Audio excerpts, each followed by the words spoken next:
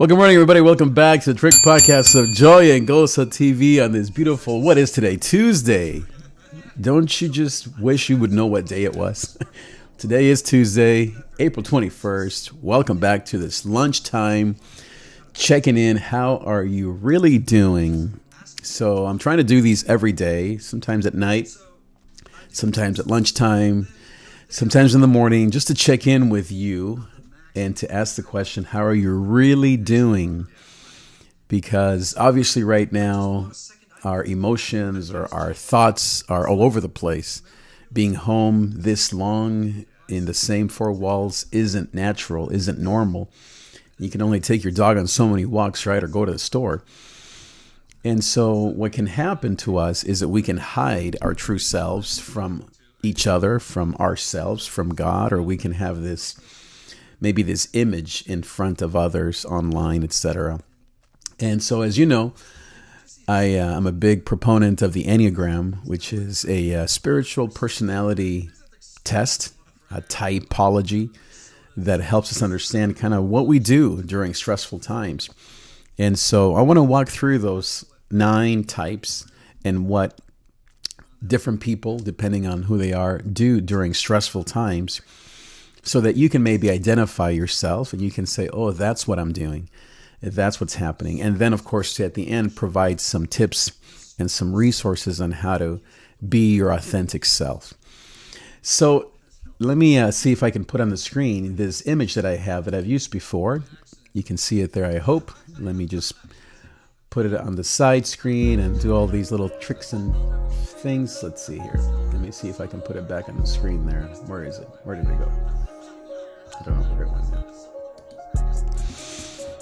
Let's see. Let me go back to this first screen. Turn off the music there, by the way. Okay, so let me just make this smaller. And see, there it is. Okay, so let's do this. There we go. Okay. So now here are the 9 personality types, and I want to explain to you kind of what this whole thing means. So personality, obviously, hello, Melissa, greetings to you, my dear friend, love you too. So you might know, of course, personality types maybe from work or from school. You have the introvert, extrovert, you have DISC, you have strengths finders if you've worked at a church or if you've maybe at your job, at your school, maybe you have taken personality tests. This is my favorite. I've studied this particular one for about 10 years. I read maybe, 25 books on this and studied it. And I take everything with a grain of salt, of course. So this is not quote the gospel, but it is, I think, at times helpful to kind of know, especially these days, kind of what we tend to do during stressful times so that we can learn, grow, know ourselves better, and of course, improve as people. Okay, so you see there are 3 colors there, the 3 red numbers, 8, 9, and 1, the 3 green numbers, 2, 3, 4, and the 3 blue numbers, 5, 6, and 7. So let's start with the 8, okay, and then we'll go around the circle here, around the corner, I guess. Okay, so the 8 is called the challenger. Oh yeah, one more thing. You see all these arrows, right? How the 8, for example, has an arrow coming from the 2 and has an arrow going to the 5. The 9 has an arrow coming from the 3 and going out to the 6. I'll explain this, okay, in a second. Okay, so check this out and see if you connect with one of these. Maybe 2 at the most. Okay, the 8, the challenger. This person is the one that is what they call the natural born leader. They really want to be in control of their lives. They don't like being controlled by others, by systems, by situations. They can be aggressive. They're not necessarily mean or anything, but they certainly will tell you what they want and how they want it. They are assertive. They are what's called in the assertive triad, along with the 1s. No, the 3s and the 7s are all assertive types. They will tell you what they mean, what they want, and they will be very clear on their wants and needs. And most of all, as I said, they don't like being controlled. Now, the 8, if this relates to you, if you identify with some of this, the 8, under stress, and you can follow the arrow that goes out of the 8, goes to 5. So if you are an 8 right now with all this stuff that's happening, the stress that we're facing, you might be giving into the investigator, which is the low side of the investigator would be the person who really wants to know the details. They want to know exactly what's going on with this virus. When is it going to end? How is it going? Are we flattening the curve? Give me the data. I want to know more and more and more. And it's not that it's bad to know that, but for the 8, they're doing it because they feel out of control. And so if you are kind of like, if you're into that right now, then you might be an 8 and you might be dealing with stress in terms of being maybe a hyper investigator. Let's call it that. What the 8 can do to, well, let's save the healthy stuff till the end. Okay, the 9. The 9 is called the natural peacemaker. These are people who are collaborators. They're people who they can see both sides of the conflict, and they can bring people together to seek a common ground. They don't like conflict. They don't like to sometimes maybe exert their power or even their opinion, although they have very strong opinions. The 8, 9, and the 1, by the way, the reason why they're all red is because they call these the gut triad. They deal with anger, even though the peacemaker obviously is into peace. Inside of that, there's an anger because they don't always exert themselves. And so they might feel frustrated that people don't really care or know what they really want. But the peacemaker is a lovely person. They, as I said, they seek harmony. They live in a constant state of harmony. As I've said before, they are my favorite people. All of them are really beautiful, but I have a daughter who's a 9, and she's lovely. Now, under stress, again, the arrow coming out of the 9 tends to go to the loyalist, to the low side of loyalist. What does that mean? They can fall asleep at the wheel. They can stick around at things or in organizations or in relationships too long. Maybe they need to do something with their lives or take action on a particular career or school or project. But under stress, the 9 becomes passive. No longer looking for peace in their lives and harmony, but more almost, you could call it defaulting on their own opinions. And so the 9 under stress right now may be wanting to check out of life. Okay, the 1, the reformer. The reformer, another of my favorite people, my beautiful wife is a 1. And the 1s are very black and white people. They're people of integrity. That's why I love Rochelle. She's a woman that knows what is the right thing to do and pursues that. So these are people, men or women, who also can be perfectionists. That might be their dark side or their low side. But at the end of the day, they really want to see progress. They want to reform. You could think of Martin Luther, the great bishop who turned evangelical, you could say, who reformed the Catholic Church, saying, no, we need to worship Jesus and we're justified by faith.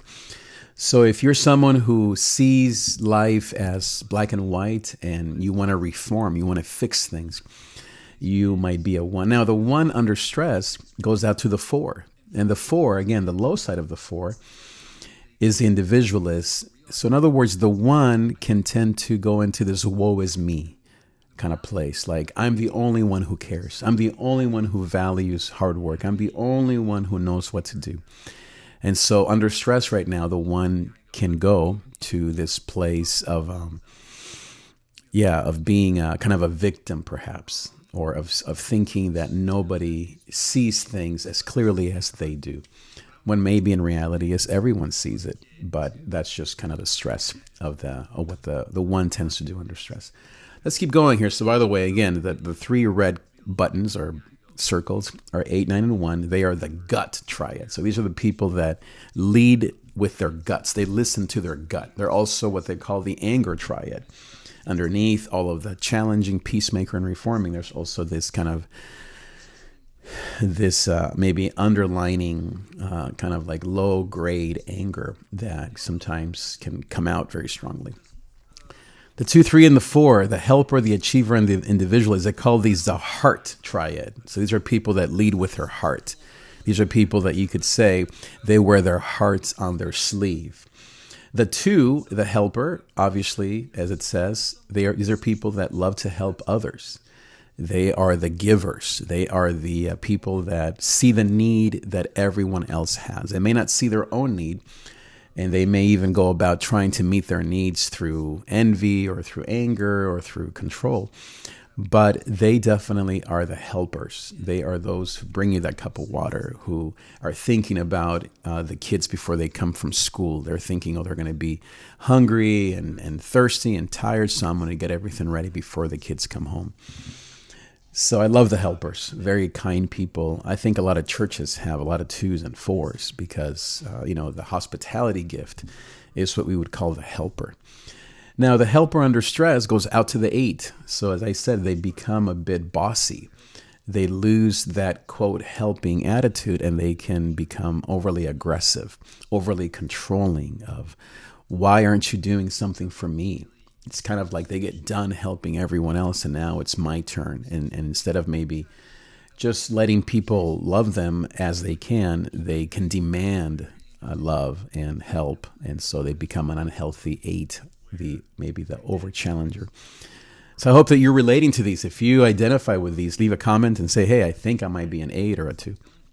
And then we can discuss. Then the 3 is the achiever. The 3 is a person who I'm a 3, by the way. I'm a 3 or maybe a 4. I'm still not totally sure, but I think I'm a 3.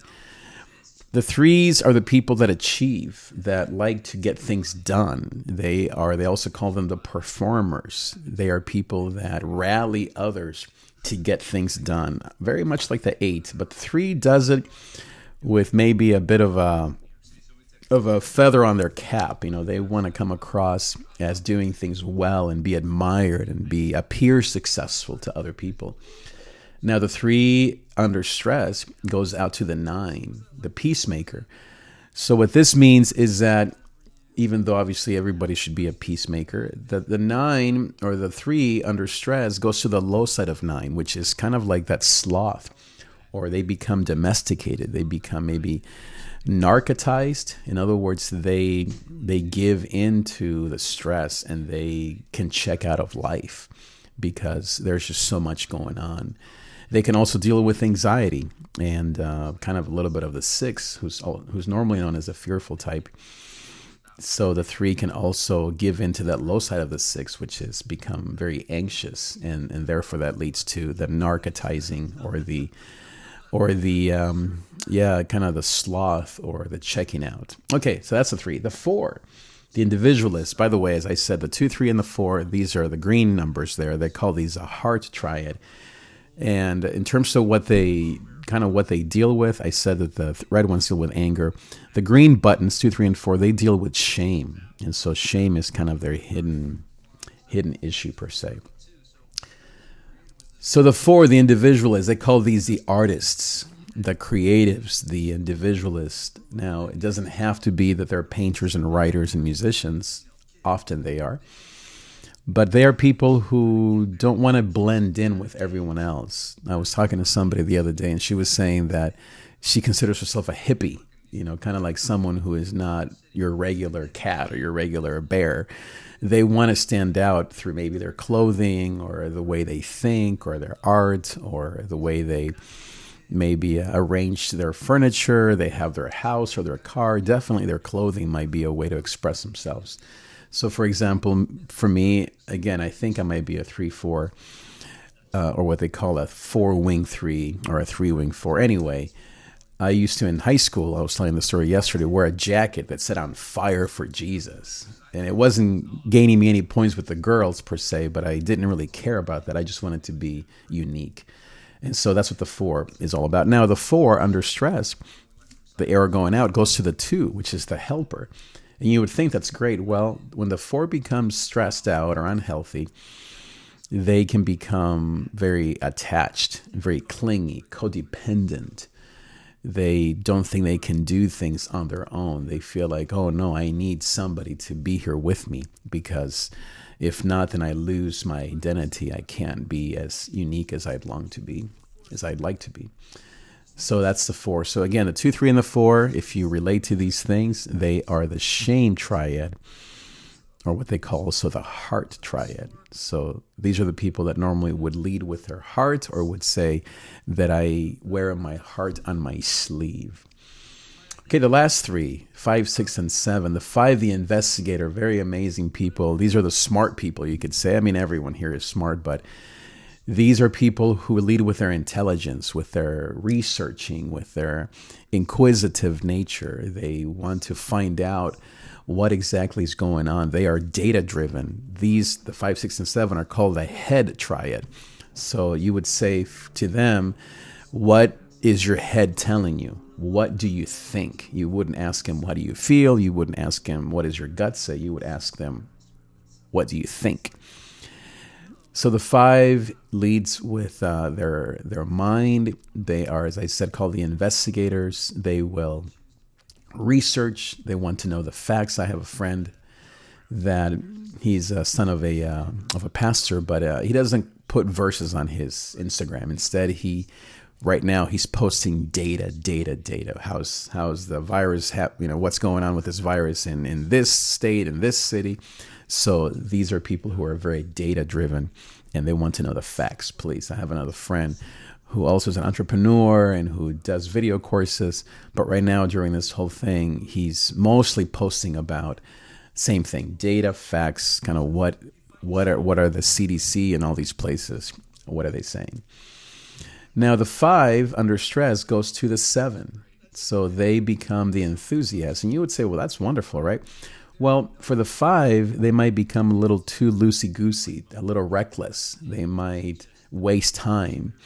The unhealthy 7 might be someone who wants to avoid feelings at all costs. They are entertaining themselves constantly. And so the 5, under these stressful times, instead of maybe researching things, they might be wasting too much time doing, quote, fun things that maybe they don't really even enjoy, or reckless things, or taking unnecessary risks.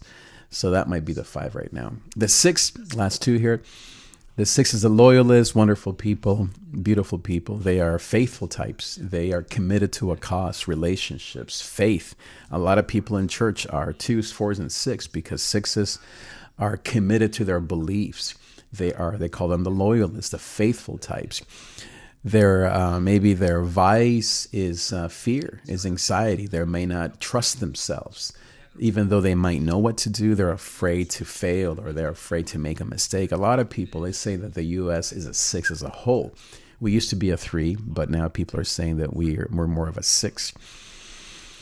And perhaps even with all this stuff, right, we're noticing how we're all kind of just following the rules, right, or doing what people tell us to do. And I'm not saying we shouldn't wear the masks. My point is, maybe we are a 6 nation where we're afraid right now of what may happen, and maybe we've lost some of our achieving or some of our challenging. I don't know.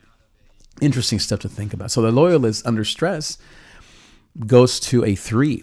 In other words, they drive themselves too much. They go to the low side of the achiever. They overachieve. They feel like they have to do so much in order to feel loved or valuable. So that's the 6 under stress. The 7, the last one, the enthusiasts, another great group of people. I love them. They make me laugh and smile as a 3, definitely. They kind of lower my temperature from achieving to just enjoying life. So anyway, the 7s are the enthusiasts, or they call these the joyful people. Even though I am, hello, Anne. Yeah, the hippie girl. That's right. I was just mentioning you. Maybe you heard that. I was just talking about the hippie chick. Perhaps you're a 4. So I'm kind of reviewing this, and just for those who may be who watching this now, we have a few people on here, according to the stats here. So I was going over the 7, the enthusiast, or the happy person, the gozo person. I often have thought, am I a 7?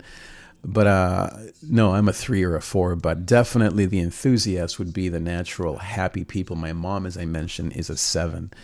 These are people who just, they are larger than life personalities. They smile at trials, at difficulties. They have a very positive attitude about most things. And they are the thrill seekers, the risk takers, the adventurers, they also call them. Now, the 7 under stress, let's see, where is that going? Where is the arrow? It goes to the 1. Yes, so the seven becomes very black and white during these times. It can become very perfectionist, kind of the low side of the reformer, where they maybe become very strict, very difficult to live with because they, under fear, under stress, they want to get things right. And so they might be people who normally are carefree, but now they're saying, hey, did you wash your hands for 20 seconds? Let me time you. So they might be a bit paranoid right now. And I think I started with the 8. So that's basically the 9 numbers. And so now, how does this help? What does this matter? Why does this matter? Why don't we just pray and trust God? Well, obviously we pray and trust God. Obviously we do all these things that we're supposed to be doing right now. Here we go. Sorry about that. Obviously we want to listen to the laws and abide by what we're hearing and trust God and pray. But I guess it's important to know what we do under stress because we're human beings. I mean, I'm sure you have felt stressed out these last, 4, 5, 6 weeks? How long has it been? And so that's why it's important to know our tendencies so that we can not give in to them or be aware, as I said, so that, as people say, so that we can be self-aware or wake up. Because otherwise we maybe we think we're perfect, but you may see all these bad habits in your family, in your husband, and your children. And so you may criticize them for not being like you because, we're selfish. And so we think we're doing it perfectly. I mean, that's just human nature, but we definitely will criticize or judge or notice how everyone else is screwing up. I mean, I had a friend just, I think a few weeks ago who broke a 30-year relationship with her best friend over this stuff because of just opposing Enneagram types, because one acted a certain way under stress and the other one acted a different way under stress.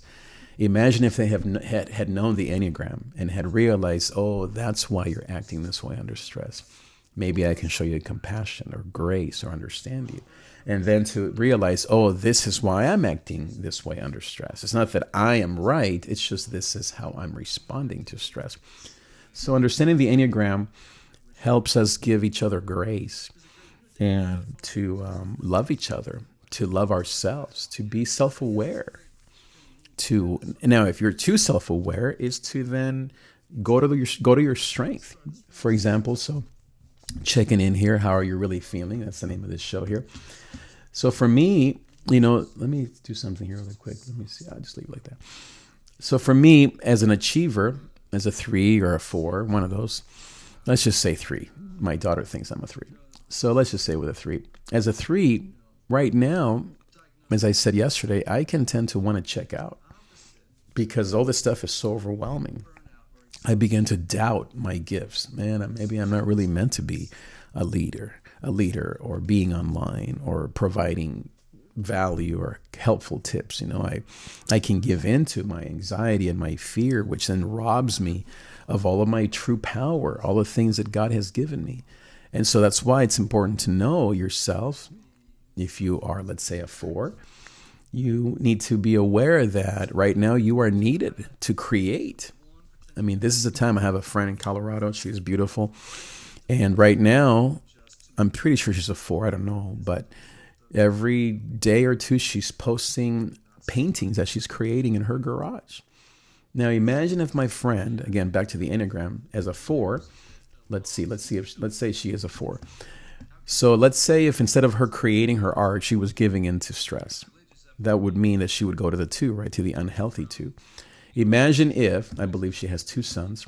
Imagine if right now, instead of her being her normal 4-ness, awesomeness, and creating these paintings, inspiring me and others, if she was hanging on to her kids, clinging, becoming this, oh, how are my kids doing? Even though I think her sons are like 16 and 17. So we would all miss out, right, on her art. Same thing goes for me. If I give in to my narcotizing, meaning I just lay around or I'm thinking of all the things I'm not, then I'm not here helping you with the Enneagram or with devotionals or DJing or with my Gozo hat, all the silly and fun and motivational things that I do. if you are a nine, and if you give in to this whole thing and into your stress, then you can become a six, who is someone who, as I said, gives into anxiety. Checking out is my favorite to go place. Yeah. Napping, having a drink, hiding from people. Yeah. Yeah, that's very much, yeah, that's very three, very four. The four goes to the two, the four goes to the two. So the three goes to the nine. So you might and be somewhere along that 3-4. Yeah, checking out. Yeah, that's exactly what I do, and that's what the three does. The three goes to the nine, as I said, kind of that narcotizing, napping, drinking, wasting time on TV, or for me, what I do is I just sleep, or I lay around with my fan on and just watching beat making videos instead of doing something, achieving. And there's so many things that God wants us, let's say if we're both here threes, but really for any one of us, God wants us to be our true selves. Now there's a balance. We have to give ourselves grace, right? So don't go around wanting to do more than what you should these days right now, right? Obviously, especially, we can't expect to produce at the normal levels, or to paint, back to my friend who's the artist, paint a painting every day. This stuff is unprecedented. It's like many people say, it's like grieving the loss of a parent or of a friend. And these feelings are foreign to most of us. Now, to us that are maybe fours or creatives or deal with fear and anxiety, I mean, this is very common, but still, this is still very unprecedented. So my point is that if you want to feel better, show up as the true you. So if you are a one, my wife, for example, she is a rock star, man, that woman. Last week was her spring break. Now, if I was her, this week, which is the week to go back to school, I would be like, okay, well, let me take it easy. Nope. 5 a.m. yesterday, Monday, right? She was up, in the shower, out to her job, because she wants to reform. She wants to help. She wants to provide guidance to her school. She is someone who wants to see things improve, and she'll put in the work to make that happen. And so that's an excellent way to be true to your gifts, to show up in the world, to take time off, to make sure that you're resting, make sure that you're sleeping, make sure that you are exercising, make sure that you're grieving. Again, if you are in the heart triad, the 3, 4s, and the 5s. Okay, so this is very important. So let me talk about this actually. Because when I say you need to feel, that's because I'm a 3. Okay? But if you are a 9, I'm not going to ask you, you're not going to relate to me saying, make sure you take time to feel, meaning like sadness. You don't feel sad right now. That's for the 2, 3s, and the 4s. We're the feeling, the heart triad. You know what the 8, 9s, and 1 feel right now? Is anger. It's frustration. They don't feel sad or alone or melancholy. They feel mad as heck. They're like, what in the heck's going on? They will look at the news. They will look at all these conspiracy theories and say, yes, see, I told you. That's how the 8, 9s, and 1s are feeling right now. They're not feeling sad. That's 2, 3, and 4. Now, the 7, 5, 6, and 7, what they're saying is, okay, this makes no sense. That's where their mind is going. And I even used the right word. Their mind is going to, okay, this is not rational. And so they're analyzing. You know how people will often say that they overanalyze things? Well, that's what the 5, 6, and 7s are doing right now. They're overanalyzing. So they're not feeling anger. They're not feeling sad. They are trying to make sense of this. How did this happen? How do we get out of it? Is Bill Gates, does he have really the $1 trillion vaccine? They are trying to figure this out. How are we going to make the numbers work? Let's say you are an administrator at a church, or maybe you're the wife, or the one who does all the bills. You're staying up at night trying to figure out, how are we going to pay the bills now that my husband's not working, or my job is, I'm making less money, blah, blah, blah. So the 5, 6, and the 7s, they're overthinking. 2, 3s, and 4s were overfeeling. Yeah, right now, maybe. And the 8, 9s, and 1s are over mad. And so what do we do? Well, this is where prayer, meditation, exercise, rest comes in. For the 8 9s and 1, express your anger. Go beat up a. I have a punching bag in my garage because sometimes I deal with anger, and instead of yelling at my beautiful wife or at the kids or at some person on the street, I need to go and get that out of my system by working out, by getting out into nature. The 8 9s and 1s, they love nature. Really, all types. We all love nature. Maybe the 5 6 and 7s, not as much, but really, all of us love nature, right? I mean, whether it's flowers or this looking up at the mountains or the beautiful ocean, whatever it is. For the 2 3s and 4s, us that deal with feelings, we have to be in our bodies, as I say. Yoga is a powerful tool for the feeling triad. I did yoga in Colorado for 3 years, and it literally healed me. Then when I came back here, I did yoga for 2 more years at USC. I worked there for a couple of years, and it healed me. And I haven't done it in years. And that really is a powerful way for the 2 3s and 4s to get out of their feelings, which is really our mind and our kind of our chemistry, and in our body. So I think I have it here somewhere. I have this stone. I have just things. I have cards on my walls. I have all these kind of practical things. I have these little gadgets. I have things, physical things that will help me be in touch with this body, with this present moment. I was just outside in our backyard, and we have a little hot tub out there, and I just sat down and put my feet, not in the water, but just on the grass, just with my beautiful dog. And last night I went to see our bunny upstairs. Being with animals, being with non-thoughtful things, writing, still your feelings, right? So you have to get into nature and to getting your hands dirty once again, even though your emotions don't want to do that. Exercise, running, lifting weights, whatever it is, yoga, Pilates, all the things. Now, for the 5 6 and 7s, I must confess I'm not as well versed in what they need to do. But I would say for the 5 6 and 7s, they deal with let's see now, anger. Fear. Anger. Shame is what the 2 3s and 4s deal with. And then so fear. So what helps fear? Having a plan. You have to organize your life. So for the 5 6 and 7s, what I recommend is have a plan, organize your life. Go to your creative space. Do the things that really make you, gardening, exactly, for the 2 3s and 4s. No doubt about it. It's getting your hands into nature. No doubt. That's exactly what the 2 3s and 4s need to be doing, is just being in nature, and something that is bigger than ourselves. Something that we can't, something that is physical.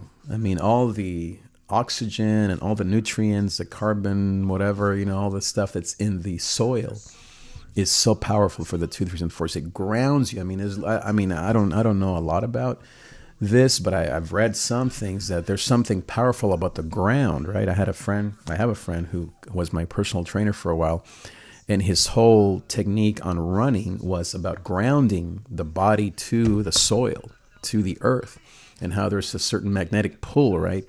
That when how you take off your shoes. I don't really like that per se, but a lot of people love taking off their shoes. And the reason why they do that is because it grounds them. It takes them out of their minds or their feelings or their anger and into the ground. So my point is that gardening is very powerful for that, no doubt. 5 6 and 7s, they have to get in touch with their emotions, because they're in their head so much.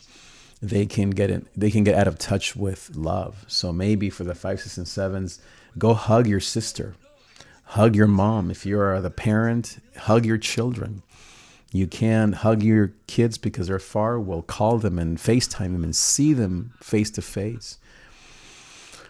Try to let your emotions come out. Cry. I know that might be hard for the 5 6 and 7s, but let your emotions come out. Try to get outside of your head and into your body and into your emotions. Maybe express some frustration. Maybe express anger. Grieve, because this is, as I said, kind of a crazy thing. And so I have friends that are 6s, and so for them, I always recommend that they that they grieve, that they allow other people to love them, that they ask for help, that they say, can you just pray for me right now because I need to feel loved. So that's very important for them. 5, 6, and 7. So this is why this is so important. As I said, obviously, as I've said before, you're not your personality. We're all deeper than our personality. Where personalities, it's just like like someone said, it's a low grade filter, or it's just a filter. It's a dim look through this glass, through it, to understand who we really are. But in Christ, obviously, we're more complicated than this. And there are some types, some numbers who don't even like this stuff, not only the Enneagram, but really any sort of personality stuff. There are some types like mine and others who love this stuff because it helps us make sense of our convoluted thoughts or emotions, especially under stress. But the Bible, I believe, obviously is a powerful way to restructure our minds and our thoughts, and to get in touch with God, obviously with Jesus, to put our trust in Him. But I find that sometimes we have to have these almost like these aids or these little helpers, these training wheels to get us to God.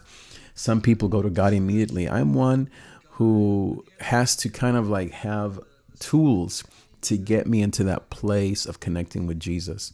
Once I'm there, forget it. It's amazing. But sometimes because of my emotions, kind of I have to travel through my body, my thoughts, my emotions, maybe through gardening, maybe through, I don't know, sometimes sleeping, sometimes writing, to get to that knowledge, to get to the true essence of who we are, to get to that spiritual, powerful people who we are. There are some verses, of course, that get me there right away. Be strong and courageous. Psalm 27, the Lord is my light and my salvation. Talking to a therapist, to my wife, to spiritual mentors, to guides, helping other people. There are a lot of things that are helpful to get us out of the mode. Right now, we're limited, right? I mean, you can only do, 10%, 5% of what you normally would do to kind of be present, or to be yourself, or to love people. To love God even, right? We can't even love God, quote unquote, these days through our normal routines of church and Bible studies and people. But we got to keep fighting. We have to keep seeing this as an opportunity. I wrote this morning. I was writing a bunch this morning. I've been up since about, 6 a.m. And then I took a little nap, and then I'm here now. But in the morning, I wrote a lot about the power of love and the lessons that I'm learning right now.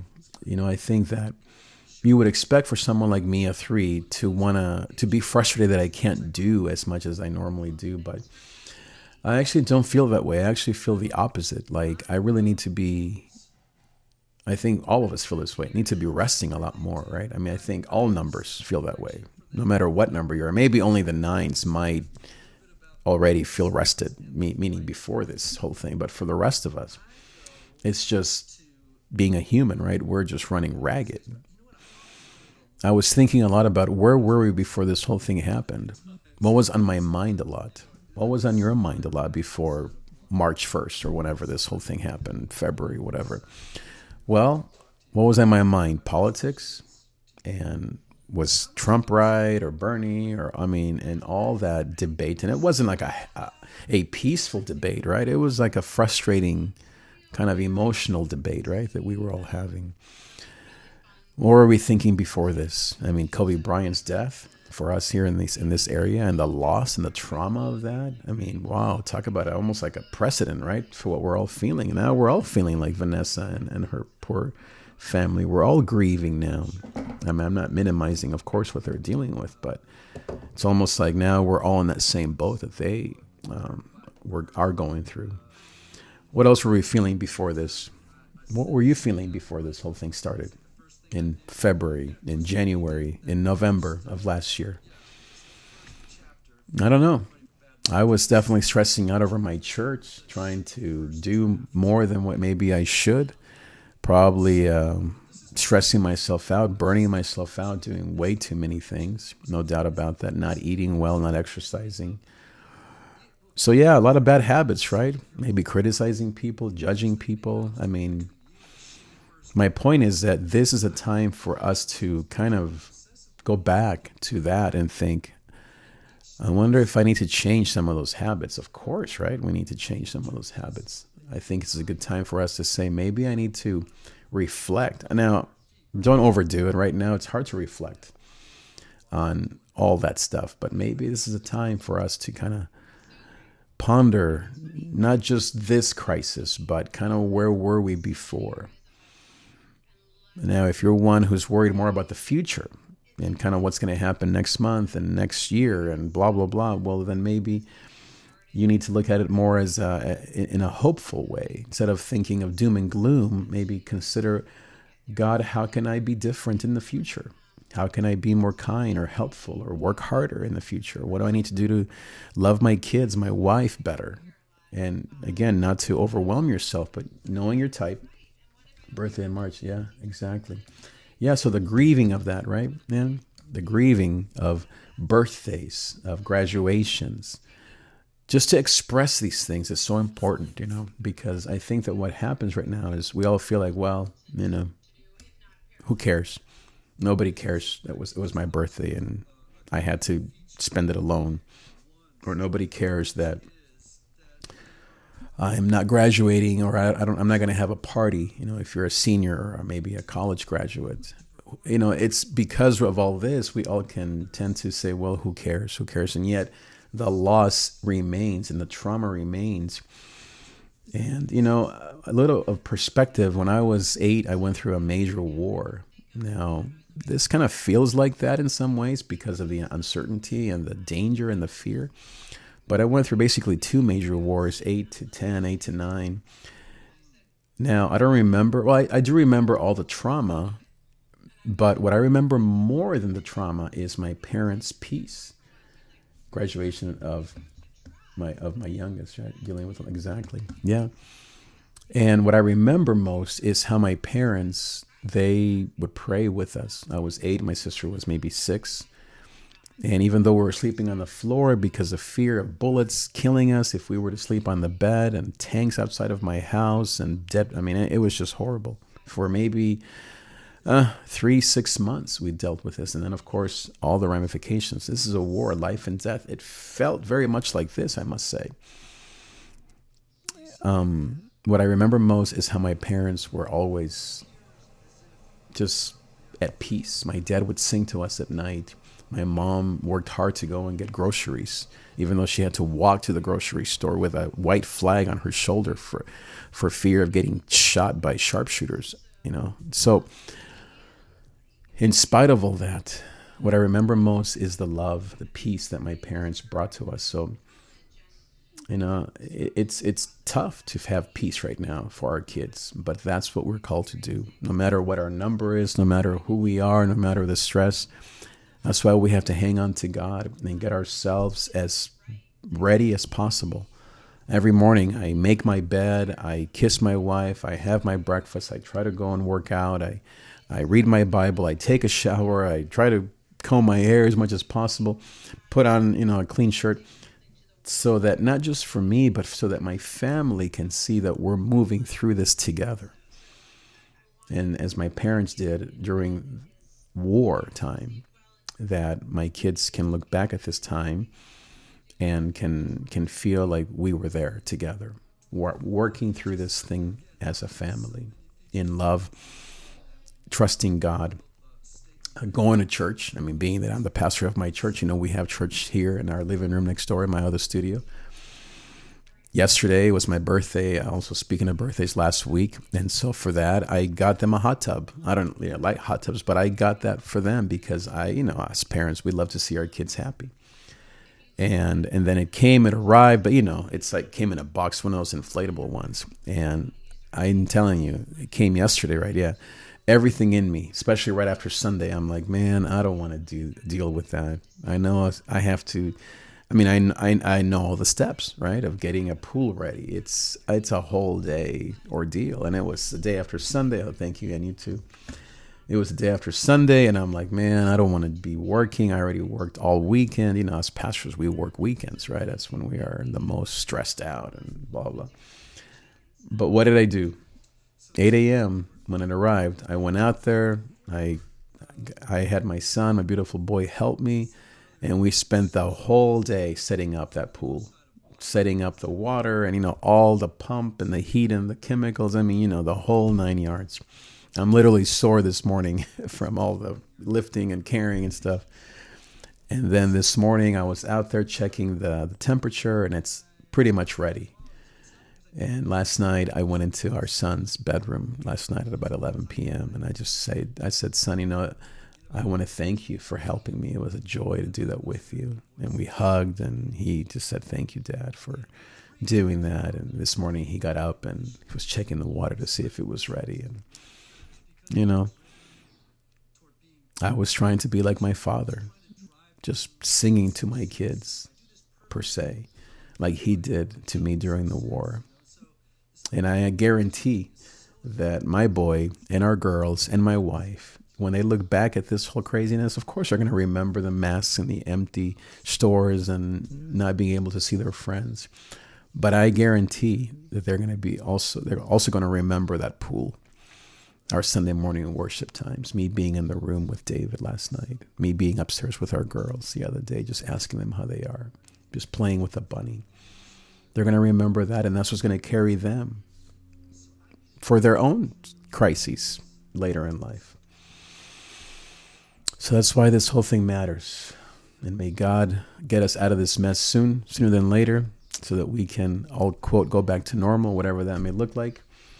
I believe that this will end soon, that we are getting better. I believe in my heart, in my gut, in my mind, that things are improving, that things are getting better, and that this is almost over. I believe that with my whole heart. I want to leave that with you as a message. Pray for me as I pray for you as we continue to walk through this opportunity, this journey, this crisis, this war, this opportunity. And share this video. Make sure that you share this content with your friends, family, DM them, messenger them, WhatsApp them, whatever it may be. Tag them at the bottom of this video wherever you're watching me. Share this on YouTube. Subscribe to my channel. Make sure you hit that bell notification bell. And thank you so much for being here. And I will see you next time. Adios.